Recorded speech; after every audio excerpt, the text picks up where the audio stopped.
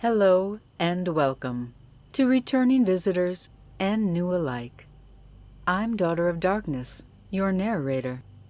Tonight, we once again examine the questionable behavior of the human animal, this time focusing on the male of the species.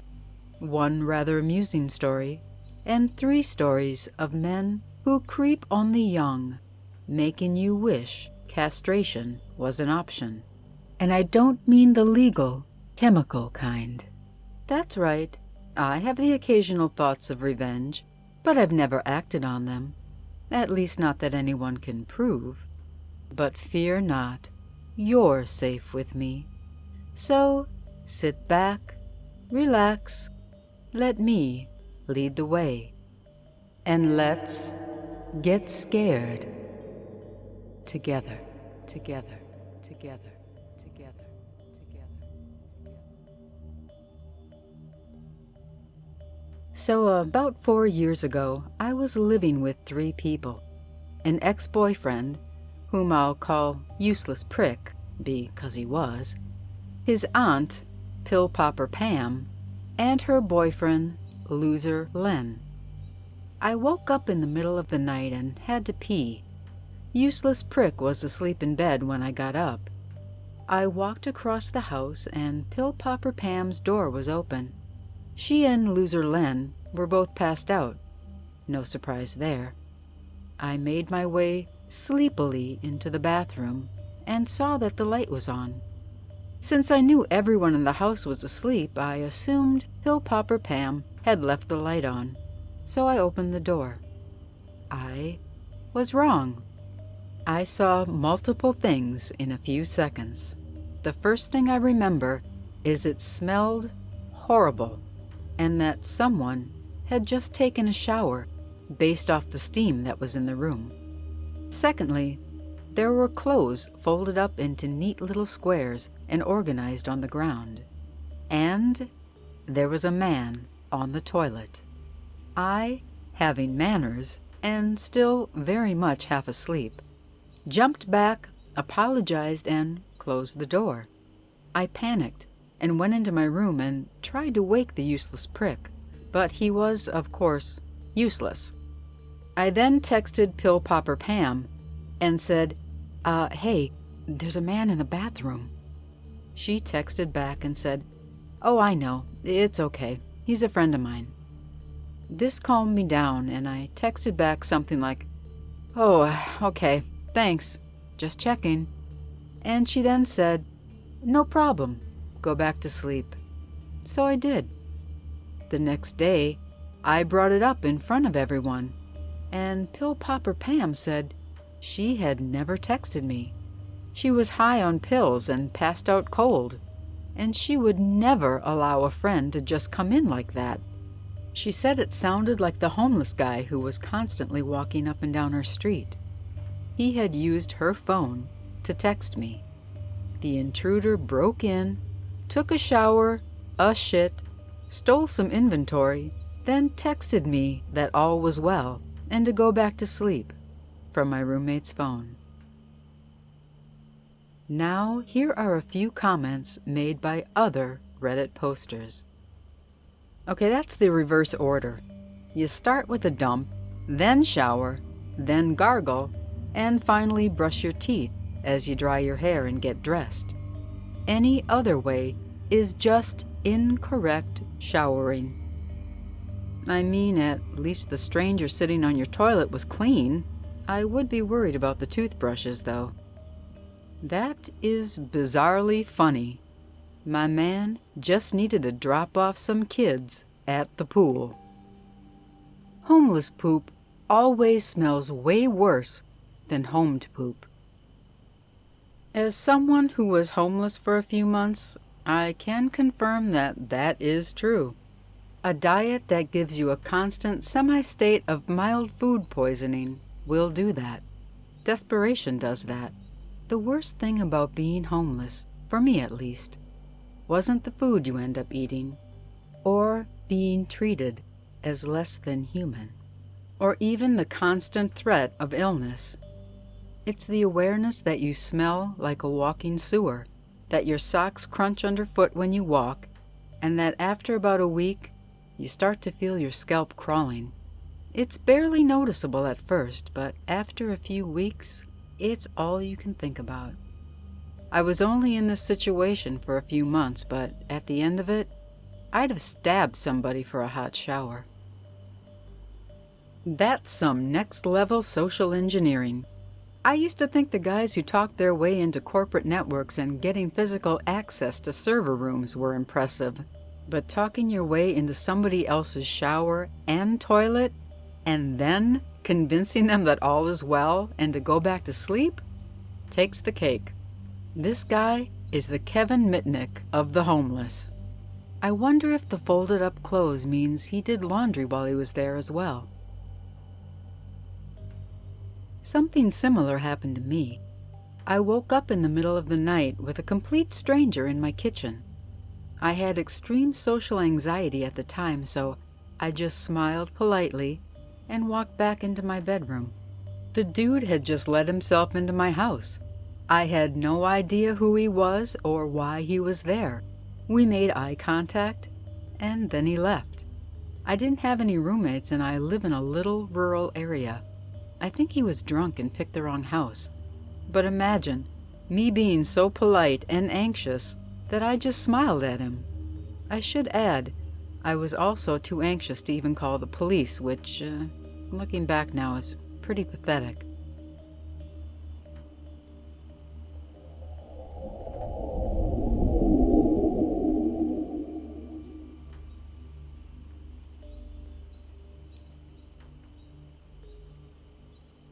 When I was 14, I went to meet my dream guy at his hotel room on the beach. Stupid, I know, but this is important for later.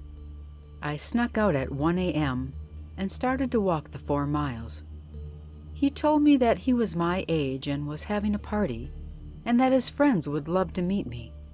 I believed him. At the beginning of my journey, I decided I was only going to walk on the median in the middle of the road rather than on the sidewalks, because either side of the road was lined with woods. My biggest fear at the time was that somebody would come out of the woods at me. That is what ultimately saved my life. I walked about 1.5 miles, and more than a dozen people asked if I needed a ride before I encountered the man that would change my life forever. He was greasy and stale, had wire-frame glasses, a receding hairline, and crooked teeth. I stopped when he pulled up to the median, asking if I wanted a ride. I told him no, as I had done with everyone else who had asked, and continued walking. He followed me in his car and asked again. I again told him no, and proceeded to act like I was calling someone, even though my phone had just died. Well, he didn't like that. This time, he didn't ask, but yelled and demanded that I get in the car. I felt like a deer in headlights. No phone, no transportation, and no one around to hear me scream. I was terrified. He got out of the car and chased me for a few feet before yanking on my hoodie, forcing me to the ground. At this point, I was crying and gasping for air because his hand was over my mouth and nose. He tossed me into the back seat like a piece of trash and got in the car. I frantically tried to open the doors and windows, but he had child-locked everything. He started laughing, and my heart dropped. I'll never forget what happened next. It just so happened a police officer thought she heard suspicious sounds from up the street when he yelled at me to get in the car and came to investigate. She had been looking for me because so many people had been calling in about a little girl walking on the median at 2 a.m. She saw him toss me into the car as she was calling in his license plate and threw on her police lights. He was going to flee, but the car stalled and she whipped her car in front of his. He was immediately detained, and the officer called another squad car to come pick me up. Come to find out, the man who tried to kidnap me was a convicted sex offender. I had to explain to the female officer why I was out so late, what I was doing, and where my parents were. When I explained about the party, she sent another officer to the hotel to check things out. My dream guy wasn't 14. He was 32, and his friends were escorts. Both men had charges brought against them, and I had to appear in court. The attempted kidnapper was sentenced to 15 years and extradited back to his home state, and my dream guy was given 4 years. That had to be the most terrifying, yet luckiest night of my life.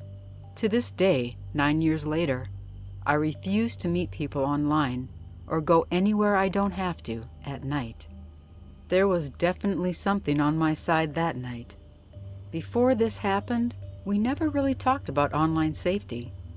You would see stuff on the news, but I always had the mentality that it could never happen to me. That night, the officer took me home and we all sat down for about an hour talking about how serious the situation really was. The attempted kidnapper was evading police from 3 states over and headed north. We could have been 2 or 3 states away by the time my parents even realized I was gone. I had all of my electronics taken away, and my parents installed an alarm on every window and on my bedroom door, so I wouldn't be enticed to sneak out again. Thankfully, I never got the urge. So, pedophilic kidnapper and dream guy, let's not meet again.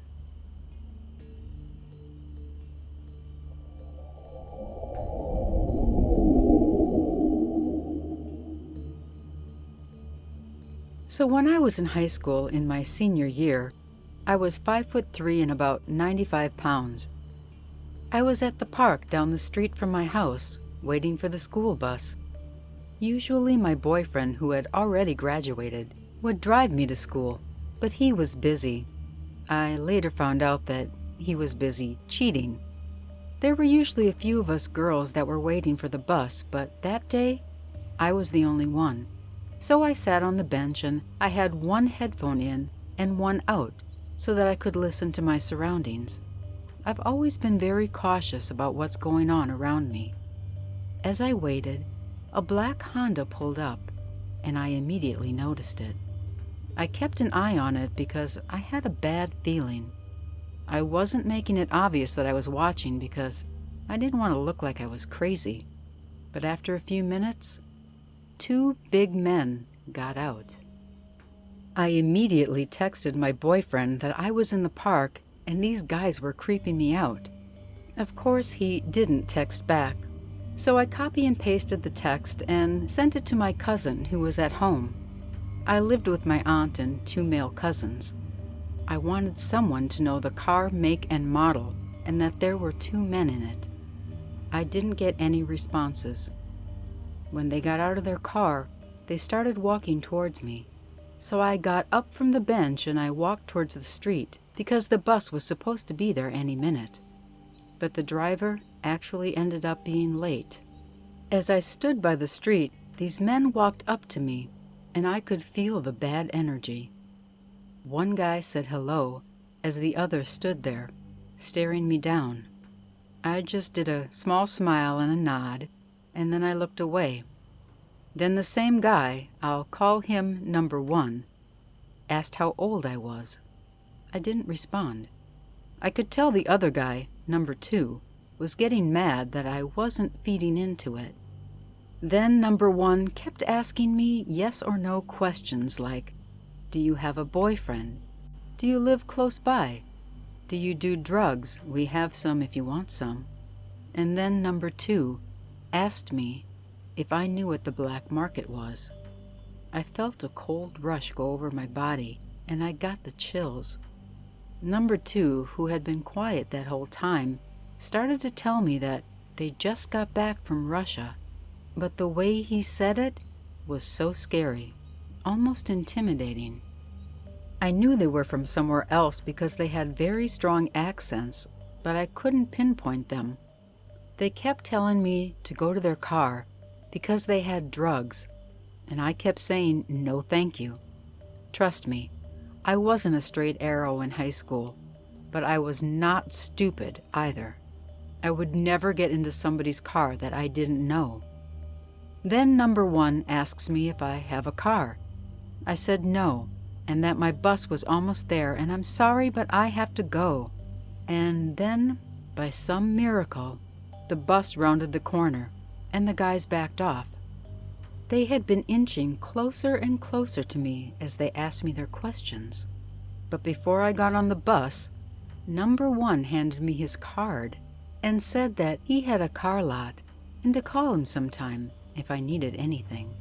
He even stated that he'd give me a free car. The card looked shifty, and I didn't want to grab it, but I knew I needed that number if I was going to report it. So I took it, and they walked away super fast. Finally, the bus stopped and picked me up. As soon as I got on, I started to cry. I had a complete meltdown. It was as if all the adrenaline was keeping my mind and body aware and focused while the men were there. But as soon as I was safe, my body and mind gave out. Thankfully, there weren't that many people on the bus, so the driver calmed me down before we took off, and I explained to her what had happened. When she looked around for their car, of course they were gone. She said she saw them around me, but she thought I knew them because they were standing so close to my person. The driver called the dispatch, saying that there was an incident so that they could notify the school. She continued to pick up all of the other students, but when we got to the school, she walked with me to the office because I was absolutely terrified to be alone. The principal came out, and so did campus security. They were both so sweet and gentle with me as they brought me back into the principal's office, and they proceeded to ask me questions about the men, their car, and the questions that the creeps kept asking. I cried the whole time. Then I pulled out the card that the guy gave me and handed it to the principal. He looked at the security guy and said he was going to call and act like he was my dad, so he did. He put it on speakerphone, and number one answered. I knew his voice as it was burned into my brain. It took everything in me not to have a panic attack. The principal asked the guy if he could get him a car at a good price, and the guy played dumb. The principal said his daughter, me, gave him the card. As soon as he said that, number one hung up. They tried calling again, and the phone was shut off. Then, eventually, it got disconnected. I could see a shift in the principal and the security guard as soon as the phone clicked. The security guy got on his phone and called the police and had them come to the school. It was as if they finally knew this was real, like my crazy story wasn't made up. The principal excused himself and the security guard, and they went out into the hall to talk privately. But I could hear everything they were saying. She's lucky to be alive. This is serious. We need to call her parents to come get her. When the police got there, they came into the office where I was sitting and asked me to tell the story again in front of them and the principal and the security guard. I feel like they wanted to see if I was being 100% honest, so I obliged. The officers were straight up with me and told me that it sounded as if they were watching us girls at the park because they chose the one day that someone was there alone. He also said that the card was being used as bait to get me to go where they wanted me to. I felt sick and couldn't breathe. The school called my aunt, but she didn't pick up. The person that picked up first was my boyfriend. One of the officers talked to him as the other one finally got hold of my aunt. My boyfriend ended up driving me home, and I cried the whole way. When we got there, my grandma, uncle, aunt, mom, and cousins were all out front. The women were all in tears, and the men were livid but worried. A week later, some girl at another local high school, not far from the park, was saved by the other students. She was being dragged into a black Honda by two guys. The other kids stood up, ran over, and grabbed her and pulled her out of their car. The principal called me into his office and told me. That's how I found out. They also had the same police officers there, and they had me choose these two guys out of the photo lineup. I picked them out quickly, and they were caught. It was, in fact, the same two guys that tried grabbing the girl, a freshman girl. I felt worried for her and sad that she went through worse than I did. And I almost felt free again, still scared, but not looking over my shoulder as often. I couldn't believe they were caught. After that, my family teamed up to drive me to school for the rest of the year. My boyfriend, now ex, also drove me on some days. I'm thankful to be alive and well, and I'm even more thankful that that girl was saved by the courageous students at her high school.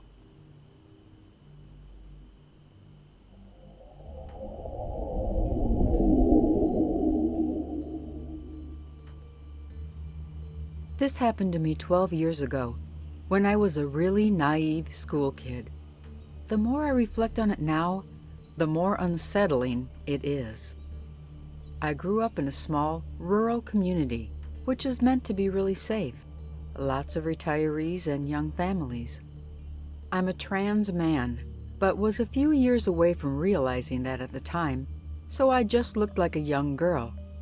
My body had developed early, but despite the Jessica Rabbit curves, I was ridiculously baby-faced. The day this happened, I was wearing an ugly school uniform and had my hair in 2 braids. Aside from the boobs, I probably looked about 10. My family lived about 10 miles out from the small town that I went to school in, and since it was the sticks, there was no public transportation, and I was way too young to drive. Normally I'd get the school bus home, but if I wanted to go to the public library after school, I would go there and wait for my mother to pick me up after she finished work. If anything went wrong, I had nowhere to go. So on the day this happened, I had gone to the library alone and headed to the young adult section. It's very clearly aimed at teens, with posters and beanbags and such. Normally there would be other kids and sometimes families, but that day there was only a middle-aged man sitting alone in one of the chairs. He instantly made me uncomfortable. It wasn't just his appearance, which was dirty, badly dressed, balding, and overweight with dirty teeth. He didn't look homeless, just like a slob, but also that this space was clearly for teenagers and their families. He wasn't even reading or anything, just sitting there, looking around, like he was scoping out the place. His eyes were the scariest thing about him, bugging out of his head as he stared at me. I didn't want to be anywhere near this man. I quickly grabbed a few books off the shelf and went around the corner to sit in a chair in the adult fiction section. This section was also deserted. I opened a book and tried to read, but a few seconds later, I felt eyes upon me. I glanced up and saw him staring at me through the bookshelves. He saw me looking at him and let out this eerie giggle, like he was a child caught while playing hide and seek. It made my skin crawl. Ignoring him, I went back to my book. Next thing I know, the creep was quickly approaching me. He sat down in the chair right next to me, so close I could smell stale sweat and cigarettes. Again, the whole place was deserted. I felt sick. He put his face so close to mine and said, "Hello." His breath was disgusting. Still trying to ignore him, I said a dismissive, "Hi," not looking up. The weirdo then proceeded to launch into his life story and talk to me for the next hour. I have no idea how much of it was true. He talked about his stage parents, with no explanation of what he meant. He talked about being in the military, and how he was detained in a psychiatric institution. He told me he escaped and spent a few days living in the woods before they caught him. The whole time, I was terrified. I wanted to get a librarian, but I was so scared that he might get angry and even turn violent. He had made it pretty clear that he was psychologically unstable. At one point, he told me his name and asked for mine. I was too panicked to give a fake one. The worst part was when he asked me how old I was. Again, too scared to think of a lie, I told him I was 14, hoping it would put him off. Nope. He brightened up and said he'd wait until I was old enough to marry him. He said I was a good-looking girl, nice, and a good listener, that I'd make a great wife for him. At that point, I hadn't even held hands with anybody. In a huge turn of luck, my phone started to ring. Instantly, I answered it. It was my mother, telling me she was parked outside. Flooded with relief, I told her I'd be out in a moment. Looking back, I should have stayed on the phone, but for some stupid reason, I thought I'd be in trouble if I told her about the man.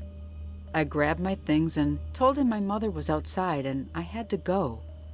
My blood ran cold when he told me that he had seen me before and he'd be waiting for me to come back. I don't know why I didn't tell an adult. I think I was scared, both of getting in trouble, but even more so, of him getting mad at me and him doing something to me. I was so ill-equipped to deal with something like this, and I probably hoped that if I ignored it, it would just go away. The next day, I did tell some friends at school. One of them told her mother, who was horrified. My friend had a lot of younger siblings, and they often went to that library. Sometimes we all went together, and they'd drive me home afterwards. That turned out to be my saving grace. I have no idea what might have happened otherwise. When she told her mother, that day after school, my friend and her mother went to the library with her siblings, as they were already planning to do. It turns out that creepy man really had been watching me intently. He was back, and he proceeded to approach the family and ask about me by name. The mother told him he needed to stop harassing young girls and threatened to call the police. I'm still so grateful to that woman for standing up for me like that. Miraculously, it seemed to work. I never went to the police, but I know I should have. I lived in that area for another 5 years and never saw him again. Just an FYI, the author of this post also has a narration channel here on YouTube. The link will be in the description below.